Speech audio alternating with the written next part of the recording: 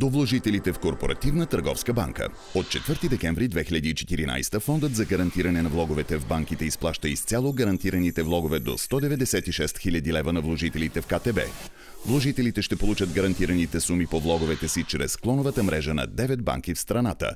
Разпределението на вложителите е според последната цифра на техния ЕГН или ЕИК или Булстат. Чуждестранните вложители се насочват към една банка.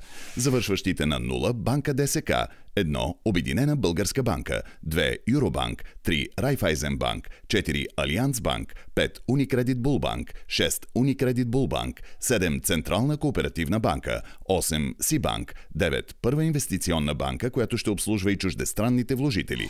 До 5 години имате право да се разпоредите с гарантираната ви сума. Повече информация на телефон 0700 144 03 и в интернет на адрес dif.bg. Парите на всички вложители ще бъдат изплатени в срок.